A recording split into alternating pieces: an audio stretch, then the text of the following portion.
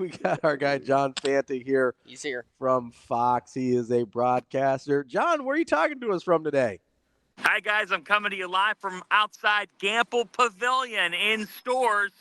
As the bus passes, there are students behind me that have been out here since 7 a.m. getting ready for UConn and Sacred Heart on another banner night for the University of Connecticut. The back-to-back reigning national champions look to start a pursuit for something only John Wooden has done in men's college basketball. You're not going to get this anywhere else. I'm just going to go ahead and say, Fanta, you are the GOAT. My man is just out in the streets because you wanted to fulfill the fact that you said you'd be. I mean, this is John. If you were busy, you could have hit us back, but we appreciate it, man. Real quick, John. Just trivia question. What's the last game UConn lost? The last time that Connecticut lost was to the Creighton Blue Jays in Omaha. Oh shoot! I didn't even realize. on a night where Stephen Ashworth couldn't miss, the Jays hit 14 threes. They blitzed them and they never looked back. And that's why Creighton, Connecticut, guys, has become a fun rivalry. Two really well-coached teams.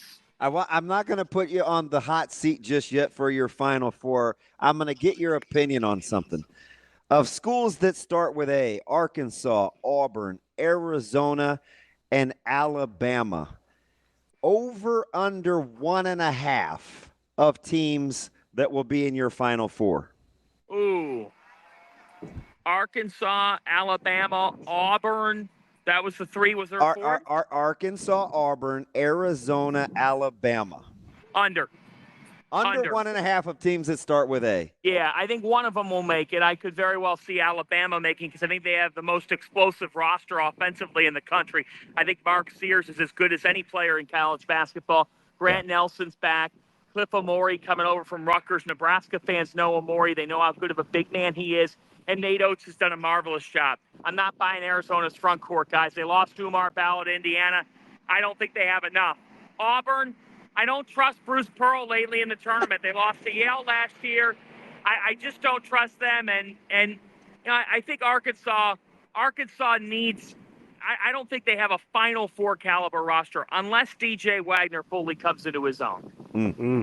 John, I got to ask about UConn here for a second, not just because you're out in front there of the building, but because, you know, I love them so dearly. No, they're obviously coming off the back-to-back national titles, but there's a lot of new faces outside of Alex Caravan, not a lot of guys that you may recognize from those two national titles. Like, I know that they've recruited super well. Does that attrition matter at some point? Yeah, it does. There's no question about it. I mean, you know, when you're on the mountaintop, as much as you're recruiting players, they're also recruiting you. Mm-hmm. Now, in our world in 2024 college sports, fellas, that's really hard to achieve. But you're right in the sense of, look, UConn, it's hard to stay on this level. It is. They've won 12 straight NCAA tournament games by a combined 260 points. 260 points. Analytically, they've been the best offensive team in college basketball the last 2 years. It's their offense that's amazing to me. What Dan Hurley says is this, you know, in terms of recruiting. They're looking for guys that fit offensively, that can run European concepts. Hurley watches a lot of Euro basketball, the movement, the off-ball stuff. Craig McDermott does this too. When we focus on Connecticut, when Anthony Latina, the Sacred Heart coach, I have Sacred Heart and UConn tonight, 7 Eastern Time, FS1. Anthony said to us a few moments ago in a phone call that when a set gets broken up, when Connecticut's running a set, every other team just stops running the set. He goes, for UConn, it's like, okay, plan B, plan C, plan D, plan E, all within the same shot clock. And he said that makes them just so scary that they can do that in a 30-second span. They're so advanced. Hurley has changed his mindset.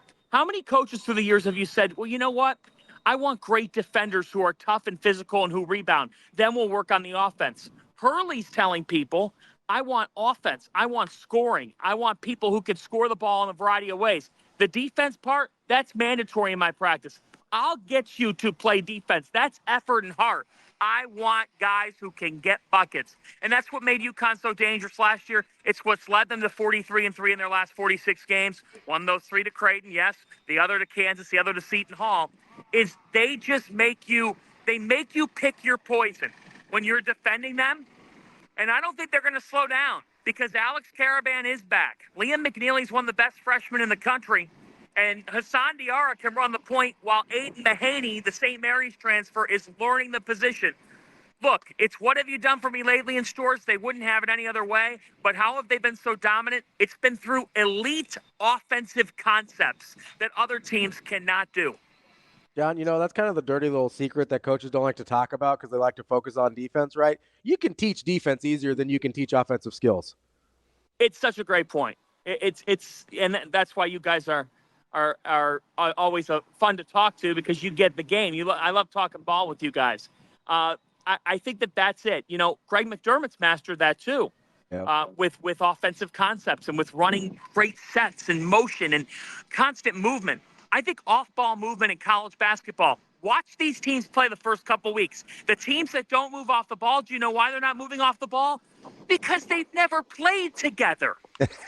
I'm walking into the room and I don't even recognize you. It looks like a first day of school. So, I know one thing. If I walked into the classroom, I wouldn't sit next to Damon the first day because I know for a fact he'd have me doing some prank with the teacher. John, let me ask you something because inevitably conference strength will come up and the Big 12 is going to be the beneficiary of Arizona, and they've already got Houston and Kansas and Iowa State and Baylor. If you had to say now, who's going to be the best conference in college basketball? It's the Big 12 in the regular season. It is.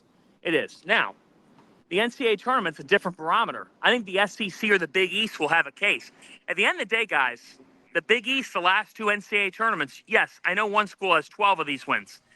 But the Big East has gone 22-6 in the last 2 NCAA tournaments. That's a lot of tournament units, fellas. That's close to 30 tournament units. That's $35-40 million we're talking about here. So I think the Big 12 analytically in the regular season is still college basketball's best conference. Why? You're talking about 5 top 10 caliber teams. Kansas, Houston, Iowa State, Baylor, who got blitzed by Gonzaga. I think Scott Drew just called another timeout. And Arizona's in the mix there too. But don't count out Cincinnati. Jizzle James and Simas Lukosius. They actually may be able to score this year a little bit. They're going to be able to score. You know why? They got a lot of dudes back. The teams that are going to take off, like a Cincinnati, they have roster continuity. Ohio State looked the part the other night. Texas Tech has roster continuity. Ole Miss has old dudes. So there's a lot of intrigue there from the 15s to 20s, but Cincinnati's in the Big 12. BYU with Igor Demon, who shined last night. They're in the Big 12 too. The point, the 7th or 8th best Big 12 team could be in the top 15 of the AP top 25 at any point this season. That's how good of a league that is. Yeah, and as a Carolina honk, I've watched slowly how it has gotten away from the ACC. And that's listen, I think Wake's going to be tough. I think Pitt is going to be a problem. Flag is at Duke, and Duke is Duke. And I'm a Carolina guy. I don't think Cadeau's going to shoot 3 or 4 from 3 in about 3 weeks, let alone against Kansas tomorrow night. But where's the ACC belong in that pecking order as one of these traditional historic blue bloods?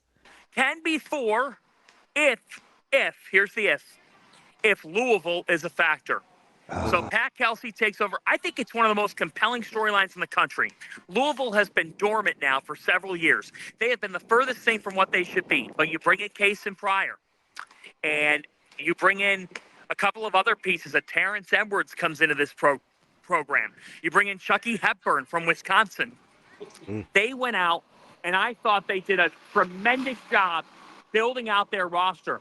Rain Smith, James Scott come over with Kelsey from Charleston. For those who don't know Pat Kelsey, I'm telling you both right now, he is the Energizer Bunny of all Energizer Bunnies, but he runs fast-paced offense. And you guys, we've talked about this all the time, how much coaching matters. A lot of times people are like, well, a first-year coach is sometimes at a disadvantage because they're learning the rest of the league.